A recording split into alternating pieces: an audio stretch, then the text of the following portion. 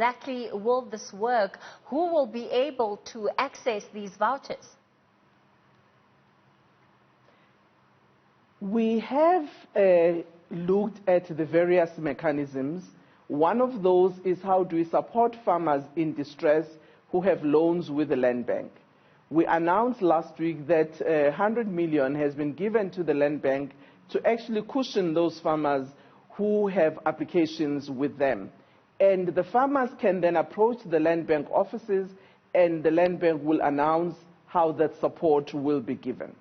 With respect to the department, we have announced 1.2 billion, which will support farmers that are currently on production or completing their harvesting season, particularly supporting them with necessary sprays that they have to do before they finish their harvesting.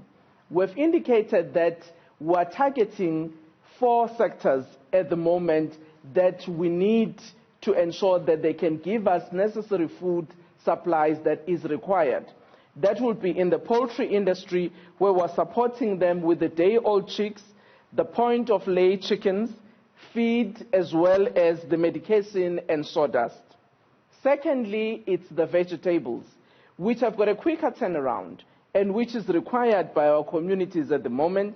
We will be supporting those small-scale farmers with seedlings, with fertilizers, with pesticides, herbicides, as well as soil correction. On fruits, particularly because they are now in the final stages of their harvesting, we will support them with the spraying as well as the harvesting support that is needed. Here we're speaking of fruits such as your table grapes, your apples, your wine grapes, as well as with avocado. The livestock, we know that we are going to winter, they would be having challenges with the feed, so that's the area of support that we are looking at, as well as the medication where they need to vaccinate. And the winter crops with soil correction, fertilizers, seeds, herbicides, and pesticides. So those are the commodities that we're supporting. And who qualifies? We're saying small-scale farmers who have been producing for the past 12 months, therefore we're talking about people who are ready producers, and we're saying those with a minimum income turnover of 20,000 to about $1 million a year.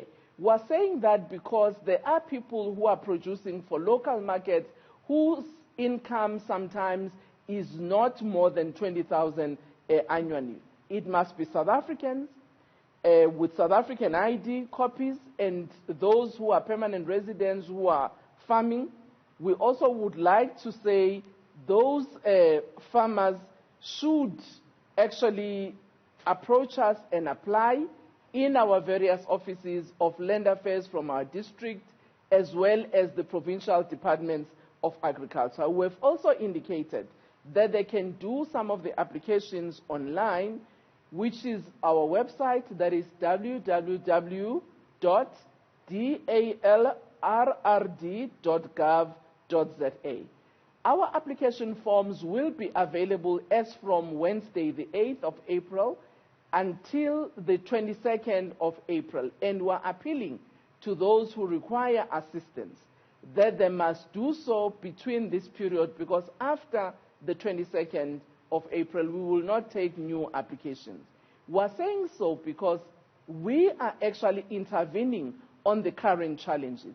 It is also important for me to say we are excluding mechanization, so somebody must not apply for a tractor, somebody must not apply for a planter, somebody must not apply for a harvester.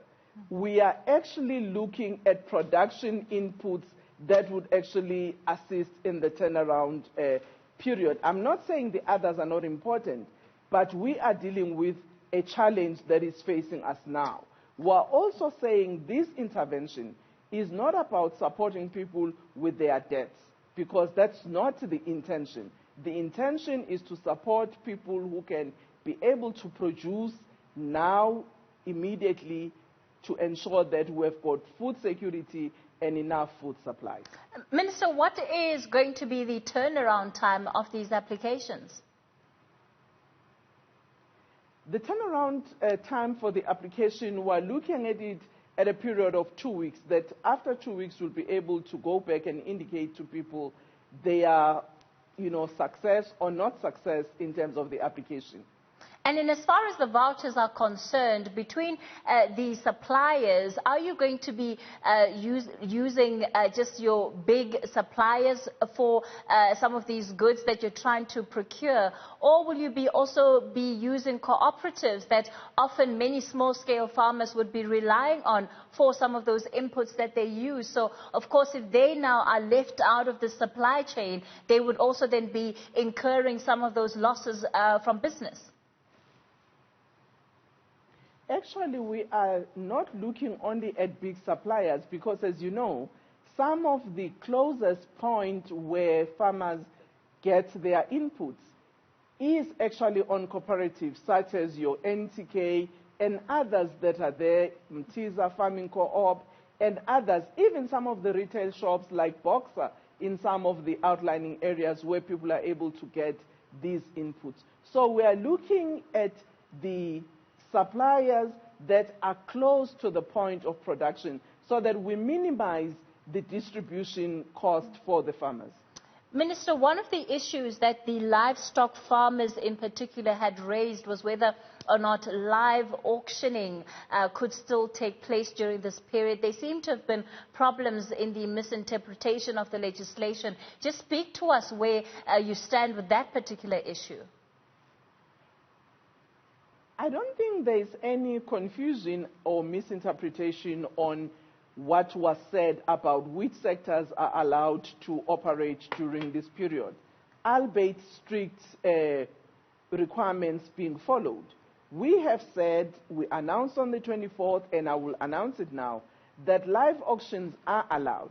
However, we are asking auctioneers not to have more than 100 people at the time when they do the auctions. But there are also auctions that are done online, and those continue to operate whether during the lockdown or even out of the lockdown. But what is important is that we're asking all our stakeholders to exercise maximum hygiene as is required.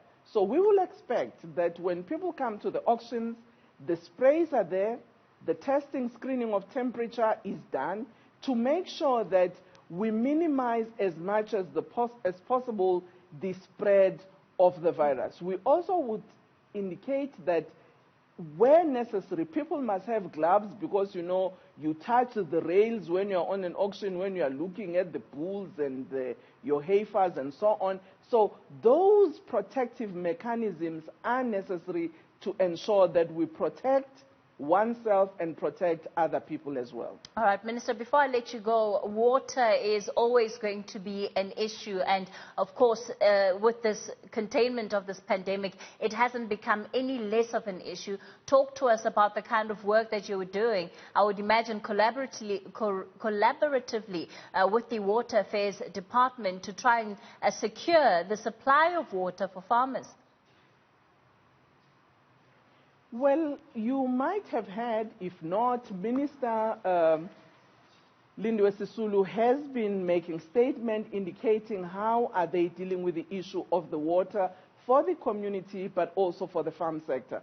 So we've been working collaboratively with the ministry and department to ensure the availability of water for the stock, which means our livestock industry, for production, particularly on horticulture and vegetables. So those we are working together to ensure that in this process of food production, we do have adequate water supply that is required. All right, Minister, finally, when it comes to the payouts of this grant to farmers, just to be clear, there won't be money, actual cash that will land in the accounts of those that are receiving assistance, but rather that all the funding will be in the form of vouchers. The funding is in the form of vouchers, and there won't be any cash exchange, so people mustn't expect that when their application has been successful, they will get any money in the bank. They will get a voucher that will enable them to go to the supplier and get the necessary inputs. All right, let's leave it there for tonight. Thank you so much for your time.